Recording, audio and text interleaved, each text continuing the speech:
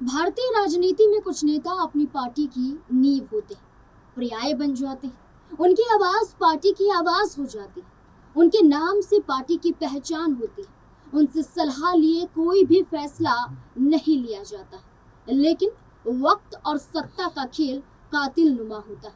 जो पार्टी की जड़ हुआ करते हैं, एक दिन अचानक उन्हें किनारे कर दिया जाता है। ये किस्से किसी एक चेहरे या किसी एक पार्टी के अंदर की कहानी नहीं, ऐसा कई राजनीतिक दलों में देखा गया है, जहां उन्हें अचानक से ही पार्टी से बाहर या साइड कर दिया जाता है। चर्चा तो आम आदमी पार्टी से राज्यसभा सांसद राघव चड्ढा की हो रही, लेकिन उनका नाम आते ही कई चेहरे कई दलों से भी उजागर हुए हैं, जिन्हें जरूरत ना पड़ने पर बाहर का रास्ता दिखा दिया गया है। ये नेता भी कभी पार्टी के अनमोल रत्न हुआ करते थे, लेकिन कैसे ये पुराना सामान बन गए, आइए जानते हैं कुछ नेताओं से जुड़े उनके किस्से। नमस्कार, मैं नाज़मीन खान और आप देख रहे हैं SPN9 न्यूज। राघव चड्ढा आम आदमी पार्टी दिल्ली मॉडल का चेहरा। राघव चड्ढा आपके सबसे चमकदार चेहरों में से एक थे। 2022 में वे पंजाब से राज्यसभा सांसद बने, पार्टी के राष्ट्रीय प्रवक्ता बने, बजट पर तीखे सवाल पूछे और केजरीवाल की अरविंद केजरीवाल इमेज को राष्ट्रीय स्तर पर पहुंचाया। लेकिन 2 अप्रैल 2026 को आपने अचानक चौंकाने वाला फैसला लिया। राघव चड्ढा को राज्यसभा में डिप्टी लीडर पद से हटा दिया गया, उनकी जगह अशोक मित्तल को दे दी गई। पार्टी ने राज्यसभा सचिवालय को चिट्ठी लिखकर कहा कि अब चड्ढा को पार्टी कोटे से बोलने का समय ना दिया जाए। इस वक्त राजनीतिक एक्सपर्ट का मानना है कि 2025 दिल्ली विधानसभा चुनाव में आम आदमी पार्टी की हार के बाद राघव चड्ढा चुप हो गए थे। वे केजरीवाल के कार्यक्रमों से दूरी बना रहे थे, पार्टी की कोर एजेंडे से भी दूर हो गए थे। पार्टी सूत्रों ने इसे अनुशासनहीनता बताया, बीजेपी और कांग्रेस ने इसे आम आदमी पार्टी में दरार बताया। सिर्फ 24 घंटे तक राघव चड्ढा पार्टी का चेहरा थे, अगले दिन साइडलाइन हो गए, जिस पर पार्टी से सफाइयां भी सामने आई।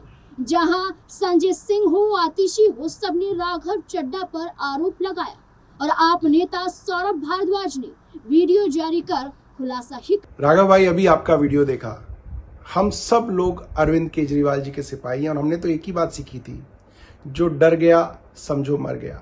हम सबको तो लोगों के मुद्दे उठाने थे, सरकार की आंख में आंख डाल के। पिछले कुछ दिनों में हमने देखा, जो भी कोई सीरियस मुद्दे सरकार के खिलाफ उठाता है, सरकार से प्रश्न पूछता है, लोगों की बात करता है, सरकार डिक्टेटर की तरह उसको तमाम सोशल मीडिया पर बैन कर रही है। चाहे वो ट्विटर हो, चाहे वो फेसबुक हो, चाहे वो यूट्यूब हो, सब जगह बैन किया जा रहा है। FIR दर्ज कराई जा रही है, मुकदमे किए जा रहे हैं।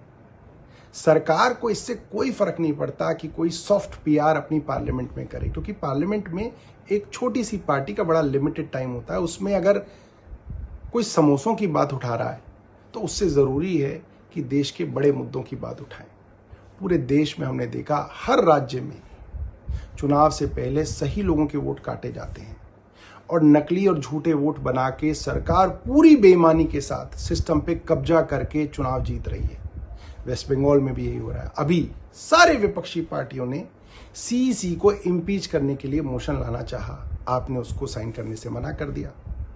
जब भी कोई मुद्दा हो जिसके ऊपर अपोजिशन वॉकआउट करती है, आप वॉकआउट नहीं करते हैं।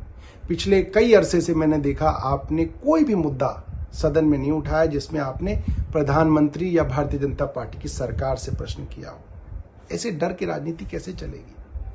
हम लोगों को पंजाब के मुद्दे उठाने हैं, जहां से आप चुन के आते हैं, आप वो मुद्दे भी उठाने से घबराते हैं। अभी गुजरात में पार्टी के करीब 160 कार्यकर्ताओं को झूठे मुकदमों के अंदर उनके ऊपर FIR दर्ज की गई, कईयों को गिरफ्तार किया गया, आप उस पर भी चुप रहे। तमाम नेता हमारे जेल में थे। अरविंद केजरीवाल जी को बतौर चीफ मिनिस्टर सरकार ने एक झूठे मुकदमे में गिरफ्तार कर लिया। आप उस समय भी जो है देश में नहीं थे, आप कहीं जाके छिप गए। मेरा मानना ये है कि देश के लिए असली मुद्दे हमें निडरता से और साहस से उठाने पड़ेंगे और भारतीय जनता पार्टी की आंख में आंख डाल के आपको मुद्दे उठाने पड़ेंगे। वरना देखिए, आपकी जो सॉफ्ट मुद्दे हैं उनसे उनको कोई फर्क नहीं पड़ता, बल्कि भारतीय जनता पार्टी तो कल से आपको सोशल मीडिया पे सपोर्ट कर रही है। आप इसके बारे में सोचिएगा और देखिएगा कि आप कहां से चले थे और कहां आ गए, और देश को किन चीजों की जरूरत है और आप कैसे बेहतर कर सकते हैं। धन्यवाद। कुमार विश्वास आम आदमी पार्टी अन्ना हजारे आंदोलन से सफर। कुमार विश्वास आम आदमी पार्टी के शुरुआती चेहरों में शामिल थे, संस्थापक सदस्यों में से एक थे। कुमार विश्वास जिसके चलते उन्हें राष्ट्रीय कार्यकारिणी सदस्य बनाया गया था। इसी के साथ पार्टी के स्टार प्रचारक और सबसे लोकप्रिय वक्ताओं में से एक बने। तभी तो आम आदमी पार्टी ने 2014 लोकसभा चुनाव में अमेठी सीट से राहुल गांधी के खिलाफ उन्हें उम्मीदवार बनाया था, लेकिन हार का सामना कुमार विश्वास को करना पड़ा था। कुमार विश्वास ने औपचारिक तौर पर एक दिन में पार्टी नहीं छोड़ी, बल्कि धीरे धीरे उनका पार्टी में प्रभाव कम होता गया और वे किनारे हो गए। इसके पीछे मुख्य कारण बताया गया, जिसमें नेतृत्व से टकराव बताया गया। 2015 के बाद आंतरिक राजनीतिक, राज्यसभा टिकट विवाद, खुले मंच से आलोचना, ये सब शामिल था। पार्टी के अंदर निर्णय लेने का तरीका और एक व्यक्ति केंद्रित राजनीति को लेकर कुमार विश्वास में नाराजगी थी, जो आगे चलकर बढ़ने लगी, जिसके चलते योगेंद्र यादव और प्रशांत भूषण के निष्कासन के समय कुमार विश्वास ने खुलकर विरोध नहीं किया, लेकिन बाद में असहमति जताई।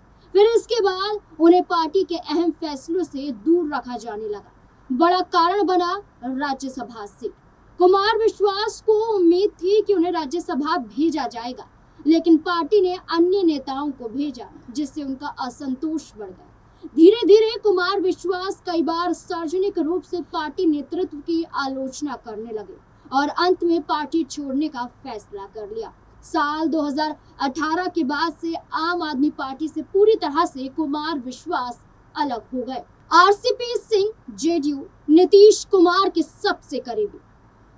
आरसीपी सिंह नीतीश कुमार के सबसे भरोसेमंद सहयोगी थे। 2020 में वे जेडीयू के राष्ट्रीय अध्यक्ष बने। 2021 में केंद्रीय इस्पात मंत्री बने। वे नीतीश का राइट हैंड माने जाते थे, लेकिन 2022 में नीतीश ने उन्हें राज्यसभा का टिकट देने से इनकार कर दिया। फिर उन पर भ्रष्टाचार के आरोप लगे। 6 अगस्त 2022 को जेडीयू ने उनसे सफाई मांगी और उसी दिन आरसीपी सिंह ने पार्टी छोड़ी। उन्होंने कहा, नीतीश कुमार के साथ 30 साल का रिश्ता था, लेकिन अब खत्म है। नीतीश ने उन्हें गद्दार नहीं कहा, लेकिन पार्टी ने साफ कर दिया, अब कोई जगह पार्टी में उनके लिए बची नहीं है। आज वे जेडीयू से बाहर हैं। संजय जोशी बीजेपी, आरएसएस का चाणक्य। संजय जोशी बीजेपी और आरएसएस के पुराने योद्धा थे। 1990 के दशक में वो गुजरात बीजेपी के महासचिव बने और संगठन को मजबूत किया, लेकिन 2005 में एक सीडी कांड के बाद उन्हें हटा दिया गया। 2011 में नितिन गडकरी ने पार्टी में उनकी वापस एंट्री कराई, लेकिन दरार भर नहीं पाई। तब गुजरात के मुख्यमंत्री रहे नरेंद्र मोदी इस फैसले से खफा नजर आए कि क्यों उन्हें फिर से भारतीय जनता पार्टी में ले लिया गया। आखिरकार 8 जून 2012 को संजय जोशी ने बीजेपी से इस्तीफा दे दिया। 2014 के बाद वे पूरी तरह साइडलाइन हो गए। 2015 में उनके जन्मदिन पर पोस्टर लगाने वालों को पार्टी ने नोटिस थमा दिया। आज भी वे बीजेपी के लिए क्लोज चैप्टर हैं। गुलाम नबी आजाद, कांग्रेस 50 साल की सेवा। गुलाम नबी आजाद कांग्रेस के सबसे बड़े चेहरों में से एक थे। जम्मू कश्मीर से राज्यसभा सांसद, स्वास्थ्य मंत्री और कांग्रेस महासचिव रहे। 2022 में राहुल गांधी की एक व्यक्ति एक पद नीति और पार्टी में सलाह मशवरे की कमी का जिक्र करते हुए 26 अगस्त 2022 को उन्होंने 5 पेज का पत्र लिखकर कांग्रेस छोड़ दी। उन्होंने सोनिया गांधी को खत में लिखा, राहुल गांधी ने पार्टी का परामर्शी तंत्र नष्ट कर दिया है। फिर आजाद ने अपनी पार्टी डीपीएपी बनाई, लेकिन कांग्रेस में वे पर्याय थे, आज साइडलाइन हो गए हैं। दिनेश त्रिवेदी, टीएमसी, ममता की सरकार में मंत्री। दिनेश त्रिवेदी तृणमूल कांग्रेस के वरिष्ठ नेता थे। और वे रेल मंत्री भी रह चुके हैं। 2021 में पश्चिम बंगाल चुनाव से पहले 12 फरवरी 2021 को उन्होंने राज्यसभा से इस्तीफा दे दिया। उन्होंने कहा, बंगाल में हिंसा और घटनाएं सहन नहीं हो रही। इस्तीफे के बाद उन्होंने मोदी की तारीफ भी की। ममता बनर्जी की टीएमसी में वे पुराने विश्वास पात्र थे, लेकिन अचानक किनारे कर दिए गए। राज ठाकरे शिवसेना बाल ठाकरे के भतीजे। राज ठाकरे शिवसेना के सबसे आक्रामक चेहरे थे, लेकिन 2003 में उद्धव ठाकरे को कार्यकारी अध्यक्ष बना दिए जाने के बाद राज ठाकरे को अपमान महसूस हुआ। 27 नवंबर 2005 को शिवाजी पार्क जिमखाना में भावुक भाषण देते हुए उन्होंने शिवसेना छोड़ दी। उन्होंने कहा, मैं सिर्फ सम्मान मांग रहा था, मुझे सम्मान नहीं मिला अपमान। बाद में उन्होंने एमएनएस बना। 20 साल बाद भी वे शिवसेना से साइडलाइन चेहरा है। आजम खान समाजवादी पार्टी रामपुर का बादशाह। आजम खान समाजवादी पार्टी के सबसे ताकतवर चेहरे थे। वे रामपुर से 7 बार एमएलए और मंत्री भी रह चुके, लेकिन 2020 से कई केसों में जेल भेजे गए आजम खान का सफर धीरे धीरे खत्म होने के कगार पर पहुंचने लगा। फरवरी 2020 में फर्जी पैन कार्ड केस में सजा हुई, फिर नवंबर 2025 में 7 साल की सजा हुई। जेल में रहते हुए सपा ने उन्हें साइडलाइन कर दिया। अखिलेश यादव ने आजम खान को लेकर कहा था, पार्टी फैसला करेगी। जेल में रहते हुए समाजवादी पार्टी में उनकी सक्रिय भूमिका कम हो गई। कुछ रिपोर्ट्स में परिवार ने शिकायत की कि अखिलेश यादव ने जेल के दौरान ज्यादा समर्थन नहीं दिखाया। रामपुर में पार्टी की कमान दूसरे नेताओं को सौंप दी गई।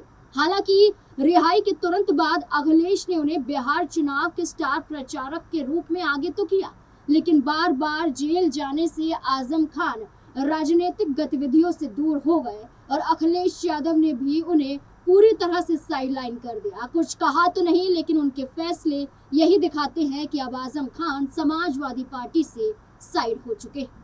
इन नामों के साथ लिस्ट यही नहीं खत्म हो जाती है, बल्कि ये लिस्ट लंबी है, जिन्हें गिनते गिनते समय लग जाएगा। लेकिन इन कुछ नामों से ये साबित जरूर हुआ कि ये गेम सिर्फ एक नेता या एक दल तक नहीं सीमित है, बल्कि ये बताता है कि जब जब आपका कद आपकी पार्टी में सबसे ऊपर जाएगा, तब तब आपको साइडलाइन कर दिया जाएगा। आज जो चेहरा है, कल वो पुराना हो जाएगा।